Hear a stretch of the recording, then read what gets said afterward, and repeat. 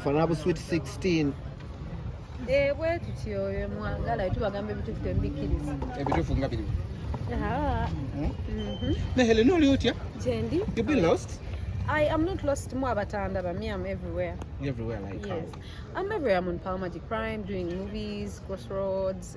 Kwana kwendi.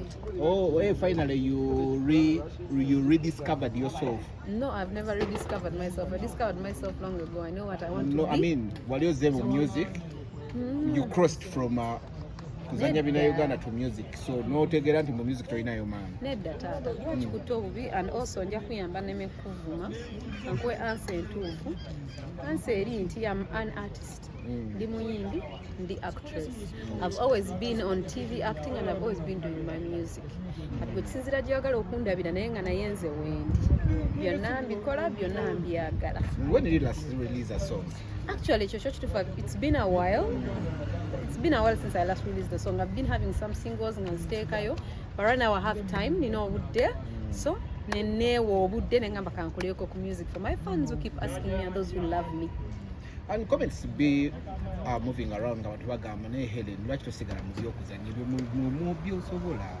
kubanga mmwe mwatandikawo ebina Uganda nga muzanya hostel egagaye nja kukuba punch kyoba omanya abantu balina opinions zaabwe and I don't really stop them anymore abanjagalira music I'm very grateful abanjagalira mu acting I'm very grateful so sisobola kweronda naye nze nga byonna byenkola mbyagala byonna byagala Yes. olinako kyowulya nti kino kyesibako sina kyempulirako sina kyenneesibako buli kimu kinjagala olinako public kyewulya nti okyesibako kati public opinion is their opinion mine is mine let them up gyobadde obulidde wayinza okwogera munange wootabadde nga tubeera ku X ng'omwana ogenda oteekayo wateekayo actually video ya connect omwana n'agamba emyaka nga gidduka kati gyegikugoba gikwate gwe wagireka kituufu tebaalimba ate mbadde era ng'omwana bwe yayogerayo njagala nsabire ne Katonda amugamba nnyongereyo neyongereyo waaba asobola mukama ampe entuuka 15 okuza abaana bange kubanga abanno bonna nawe mwali mu gundi balitayalinga mwali mu obsessions wali mu second obsessions nali mu second obsessions yes first year yali mu bali second we mwali ne Shiba yes how old are you nkugambye 10 second obsessions nsoma mwali ne Brenda yes ne Brenda Muyala Brenda Nambi where is Brenda Nambi simanyi Brenda gyali naye nga gyali mulamu Cleopatra yavaamu ngoze yes no twalimu ne Cleo nalimu ne Cleo ne Cleo ali and then Shiba amusookamu yes Shiba namusookamu then najja yes kulunyi myaka emeka Helen 10 kikyemuwakana mwagala kulira kibasanyusa mwagala kulira kibanyiiza mbagamba ekituufu temukyagala ate kati mbagamba ekituufu I'm 100 years and I hope God gives me more nga mufa nga nze nkyali mulamu abana we batiira olumu ne batandika okwebuuza Helen olina emyaka emeka do you reincarnate no but one thing I've realized mukozesa ekintu ky'emyaka okwagala okutuvuma naye nga mweyalidde nti omuntu katono bayo emyaka is a blessing I'm not saying I am young but I'm proud of where I am ku myaka gyange I've achieved a lot that abamu bayinza obutabyachievinga aka microphone nkakukyusiza ne nkakuteeka mu taati nenjikubuuza oli ku myaka emeka okozeewo ki n'emyaka gyo but still nga sijja kukuvuma mu mirembe ndi mukazi mukulu okkiriza nzikiriza ndi mukazi mukulu ne Katonda amblesize ku myaka gyange gye nnina be mwennyini twana kutuusa myennina n'emyaka era tetunagituukamu gy'olina okitegeera kadulaki tubifuna okitegeera you're so blessed okola bulungi munnange ama webale kusiima amanyi just because agadde tudaivatinga budaivatinzi banaye mwabawakanya tuli ku kintu kimu first of all tuli ku kintu kimu kyemuwakanirako I said I am 100 mwagala emeka ebintuufu 100 ekyo tusobola tukiveeko happy Mother's Day thank you so much Yes. Because you're one of the mother bayimbi omuntu beyanditunuulidde mu era y'okuba nti no you've mothered already you star abamu kiba kibakangamuko you've mothered emyaka gigenze you've mothered ng'olina ebintu by'olimu kwakivinga. How is motherhood treating you erogi ekutwalire? Okuba omuzadde is the greatest achievement I've ever had in my life. Just being able for Mukama okumpa chance nendeeta omuntu ku nsi oba abantu ku nsi is the greatest achievement era nkyenyumirizaamu. So happy Mother's Day to abakyala bonna bale bamaama, tuli bamaanyi, tuli bakatonda ku nsi. The challenges motherhood. The challenges have you found any? Of course you find some. Kuba omuzadde werekereza bingi byoyagala for someone else. Abaana baffe bakulembera mu bulamu obwaffe tubagaliza bingi byekwerekereza olumu. Abantu batulabira mu kifaananyi nanti wazaala tolina kukola kino, nanti wazaala tolina kukolako kino, nanti wazaala oweddeyo. That's also a challenge to show up and say, you know what, nazaala but I am still the person that I am. So those little challenges naye tubisobola. Mukama atukwatira. Most of the argument ebaddenga ku Helen wazaala katandika okwesanga maama change the dress code. Badde ng'oziraba nga bagamba change the dress code kati nga tudde bw'oyamba. Bagamba olimu abaana babiri. Ate nkyayongerayo ddala onaatera n'okuva mwami Anwar onotera omu omwana kyamwongera. naye ennyambala egaana. Era mumwe abagyesibyeko. Let me tell you, dressing up does not define who you are. Bakazi bangi nnyo abeesiba amagomesi abakola ki be bookya abaana be bakanuga abaana ku makubo. Kati kyemwogerako just because maybe obwongo bwamwe kale bufundamuko simanyi educational levels zamwe gye ziri n'engeri gye baabakuza naye ng'okwambala does not define who you are by heart. Okay. Because wetutunuulira motherhood ya ennaku zino it's expensive. You agree? Yes, it is. I agree. Naawe ekikuzibwalyamuko. Yes, it is expensive. Abaana basomera mu masomero nga school fees osasula miliyoni 5. Oba olinayo bwana nga 6. Hold on. Miliyoni 5 nga omwana ali mu class. Nursery. Your nursery kid pays 5M. Oyagala kwetuga. Nze kugani bado muza challenges z'abaana. Nengamba abaana emunatunazaala bangi. Nga batono basasula zero. Okudaala, you saying the truth. You asked me the challenges. Nenkugamba it is hard because ebintu bikyuseemu. Abaana ennaku zino babatambuza abatwalako ey'ebweru. Somero nejja nagamba banagenda ku tours za miliyoni meka. Abaana ennaku zino balina amasimu, omwana alina okuba n'emmotoka ye wali ka Range Rover nga katudde. Kalemu abazaala abangi nga katudde abantu bange abazadde balina abaana balina mu mmotoka. Mutwala. Me, my son doesn't like my car. He likes the Benz, so he's always in the Benz. How old is your first son? Telling him 5 years now. Ayagala nkugamba emyaka gyejo awe wato. Yes, because I've been on his birthdays like Billy Obasat. Yes. Telling him 5, 6. Hey, naye alina okubeera kauna ka Benz. He likes Benz. He likes daddy's Benz. Oli mu kapito w'abazadde banno gw'oli mu kuweereramu abaana. Tabaweereranga mutuvuma kati mwagala tukole kimwe kiki mwagala. Mother kujongea kuyisiza bwe Motherhood msiza ddala babi. Challenges ndaze kuyisiza kwegezi zo ndala nnyo kuzaabalala. Wabyogedde. Challenges aba VIP. So abantu babeera wano nga oyimbye katuli myaka ng'ebikago oyimbye. I've been doing entertainment since no, I mean music. Let's do music. Music era was in entertainment bwogita obsessions twatandika tuli bazinyi. No, I'm saying the solo. Nongenze emyaka gyange nga si mingi 10 5. No. 10. Because walimu HB. Yes, nalimu HB. Walimu HB ne HB then me alone. Let's talk katsagala obsessions tutandikire ku HB. Nojja mu HB mujali emyaka nga roughly 3. Nojja ng'oli weka. That's 2 to 3. Then nojja no joining the Can Records. Tubale kati mulimu 5. All my life, by the way, all my life has been entertainment, music and acting. That's it. No, I want me to do music. Totuwangayo yadde akabibi ka meet and greet yadde akachi. What's your purpose in music? Nitata ekibuzo ngo kibisiza bubi. Nze mbize njo okukuba nja kunoonyeza abakunkubira kankuddemu. Back to the main point. Yes, oli mutuufu sikola nga yo ka meet and something. Maybe I should, you're right. Nze nga nze ne company yaffe tujja kwekwatakwata maybe tukoleyo kamis tukoleyo akantu akabafaanizi baffe but sometimes tetubukola not because tetwagala naye nga naffe abantu tuba tumanyi we tugwa tetugamba let's wait, let's give it time, let's do this, let's achieve this but kubanga all in all tosobola gamba nti nange mbadde ntudde nebase bwebase I'm doing my acting nkuza abaana bange nze okuza abaana bange mulimu munene nnyo ogusinga ebintu byonna nagenda okulanga gwo mulimu munene ate nagwo ngukozi so nga bwekyogedde maybe tujja tula twenonyenonyemu but we're just not seated tukoze era tulya tunywa twebala. What's your strongest strength? Is it in acting? Is it in music? Kati ekyo nja kikulekera kyusemu kamera nkikubuuza. No, I'm just asking kati gwe nga goba weemanyi noka strength yange esinga wano eri mu kuzannya eri mu kuyimba. My strength is in arts. My strength is in arts, music and art. When twala mu bank olabe ekizibu mpaka accounting hiyo ko olabe problem. Yeah, true. So my strength is in my question Wemba waliyo kugenda okubala ebitabo owulire ndo. Cause you bakolera ebbaala ne bagikwanga birthday gift. Ebbaala tiyamala nnaku 2 n'egwa.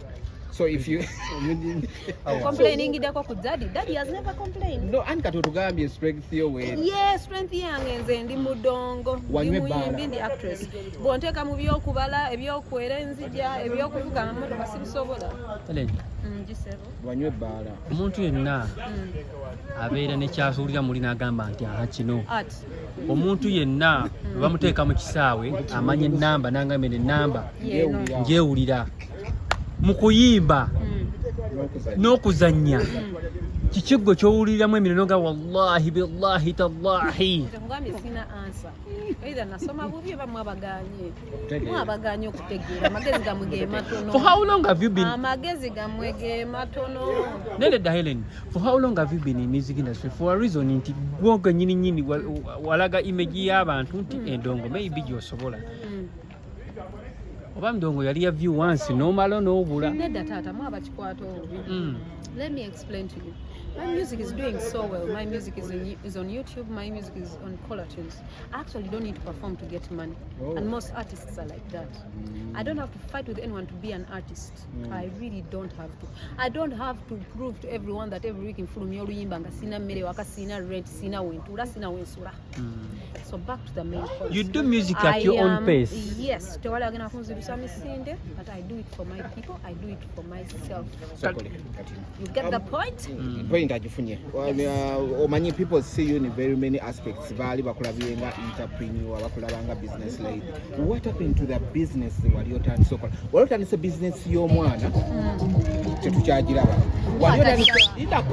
Wali otandise business y'ebbaala tetukyagiraba. What happened? Let me take you back to the main point. Yes. Nze nga Helen Mukoma nagenda ne mbayiga nti muli bantu abatayagaliza.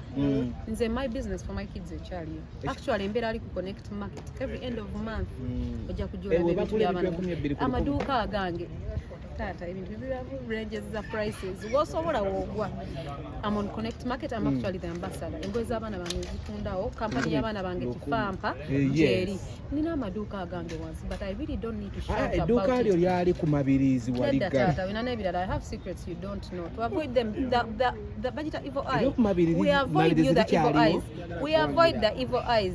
My entrepreneurship exists, but I am okay doing my business out of the public eye. Out of the public eye. Sikyalina bbaala. Walinywa. Enalirya. Nendimalamu. Nenzirayo ku zero. Bino byonna obikola. Jajawa nyambi. Bino byonna obikola just because toyinaamu kasente ko akasente ka mwami. Aka sinaamu kasente kange. Tupaka munene ensonga munene lwako ensonga lwaki olaba ni music toli ku pressure. Kyonna kukyasaliramu. Ndi mukazi mukozi. I make my own money. I know also how to make my own money. Nina sente za bbawa. Maybe oba osangayo ensonga lwaki tokuluusana nnyo ebyo miziki tobiriiko. Weebale. Kati mumaze mugende wamu. Eleni, those are some of the reasons as to why to struggling nnyo na kuyimba. I actually struggle. I'll not take it against everyone because music is not as easy as people think it is. It's not as easy as it is until you are there. I actually struggle in my own way. Just that my struggles sizikuba balala. Ate sizibulala ate siziboganira. But I am good at end of it all. I am good and I am very grateful. I have a new song. It's called Brand. Ngenda duteeka buli wamu mululabya. As I said, buli agala okunzirusa speed sijja kusobola. Bwenga omukyala ali mu kuyimba gwe ogamba oli mu kuyimba ebintu byonna by'olina ogambye olina sima boutique bivudde mu art gwokola oba maanyi ga musajja. By the way, omuntu okubeera able okuba omusajja oluseke nabwo gaba si kyangu. It is a skill not everyone has. I know. It is a skill and a blessing not everyone has. So wemba bw'oba n'abalala basobola okuzifunamu omuntu ate ne baziteeka mu investment bagezi nnyo. Actually ngenda ku opening awo ne classes okubiza abawala okuba enseke. Bino bemwogera temugitegeera. Kamba buli classes muyige okwachivinga naye it also is a blessing. You have it or you don't have it. Okay. Because oyogera bwotyo company gy'oli mu Kani Records ya Kaka Anwar Kifamba. I'm actually not under any management. Oyagala kwegana Kani? As I said, answers I'm going to I've said what I've you said. You understand? That's Kaka Anwar Kifamba, right? As you say, sir. Anti interview you. Go ahead and inokoma tata shughuli gebitu. Ekirala next. Amaduka mwami yagakola. Apartment mwami yalikola. Apartment yo mwami yalikola. Apartment eri muziringa 3. Yes, motoka bwe kike kiwenyumiriza mu gati okije mu mukyala. I'm a wife. Ogulako mulimu. Go Google the word wife. Married by Kaka Anwar Kifamba. Married on paper and legit. So genda okigugolinge. Onoda network. Nibo heri ntwali no munyali amanyi tokena mala ebanga lino ngoli mbufumu. Agwe ali tamanyi nja kumala. No people are surprised. Temutwa mu birungi. Abana bakagendeyo baba kyawa. Walogwe baka. Ompana owo yagala ngeyo abalala. Sikugwana. Yagala tugeyo abalala. Nedda. Groupment wo bakamugoba. Nani? Gwe gwamanyiza gambe groupment wo munonye. Gwe mwali mu obsessions. That one. Kati muna mugobyewa yabadde mbufumbo. Kati bano bawe ku magezi g'obufumbo. Sina magezi nze. Tolina magezi. Sina magezi ga. Okumuka kyenkana ki? Sina magezi. To anexi omusajja nakolera kino nakolera kiri. Nakasoti tegede. Nemmotoka essaawa yonna ogenda gikyusa. Classes zonna nakyusiza. Gwasoko baba Range Rover. Bayimbi bano ne batandise yalina akamotoka nkalinga ekibiriiti. Okajjukira. Abamu ne batandika okufuna Range Rover za NASA. Ebigambo byamwe by the way tunokukyusa nga bino ebigambo byavudde. Okajjukira. Bannange sigamanyi before I got married that life before sina kyenzijukira. Buli omu yali before my life. Video shoot, right? It's dead, yes. Soko tubulireko luyimba loliko okomyewo mu ndongo oboze just a few ones. Nedda taata nze endongo ngenda gifiiramu. Temukyogerayo mutyo ngenda kuba endongo ne benakaddi wanna okuba endongo. Oluyimba olwange olupepa luta Brand. It's a nice song. You have to listen to it to understand it. As I said, mpa banjagala batanjagala nabo nja kubawa nga tebana kyakola. I'm doing my music, I'm acting, I'm on TV, I'm doing Connect Market. Banange every end of month nje mu supporting it beerawo ku motive bugolobi kubwerere. This time is going to be on the 31st of May. Muje mu supporting Kifamba Kids Weri House of Lukome ngenda kubeerawo. We have both kids and men clothing, so Linda kokati. Walinga okola gundi mu boutique wainanga zivude mu boutique yo. Zinengoye nedda banyambaza Mr. Hasborn, Mr. Elton, Mr. Kampala. I have 3 stylists. Zinengoye tezivudde wange nange supporting abalala tenjagaliza abala creativity yabo. Obeera ne boutique ozambala ekiro ku machana oziza. Kituufu ne kano kendi muno buli ayagala okukagula nga asobola. Wendi munoonye nkatunda. Nkalinga kamuwala. Money is money. Ye mukola remix ya gundi. Yes. Takuba mpala kuba luwuzi. Ne fix America. Nja kumunoonya twogere. Kutuulamu. Munoonya. Yes. Takuba mpala kuba luwuzi. Yengera munoonya. Naye wakomadde okwogerako naye. Nani? Fiki kuva munnange. Fiki namusanga. There's a time we're talking when we talk. We talk. Endongo eno Ellen kankusisa ekintu kimu. Endongo eno obozza omulundi guno beerawo. Tetwagala obujjo. Sijja kulimba. Let me tell you one thing I've realized with you guys.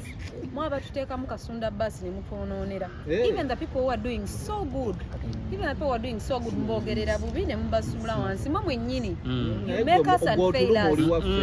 Nze kasita nina emmere gye ndya nina ne wenneeba. Naye kumpuliriza ng'akivaako. Music olabika oli just weekwatayo bwekwasi bw'olinyayo ekigere kimu ekira n'okirinnye eno naye ng'amaanyi ge agasinga gali kati nga bw'otegedde kye nina okukola taata nga management yo nga bw'otegedde kye nina okukola nteeka mu management yo omumanaging endongo etambula. Mukwano gw'omukyawuliziganya mukwano gwange guni Leila Kayondo. Yes. Madawo etuvanga uta mwali mwawukanye bye ebyabawula nno gundi kuba ngenda kukubya oli omwami kufunira abakuba ngenda baleta nikala ebyabawula bitono nnyo musobola bitesaako ng'aba genda eri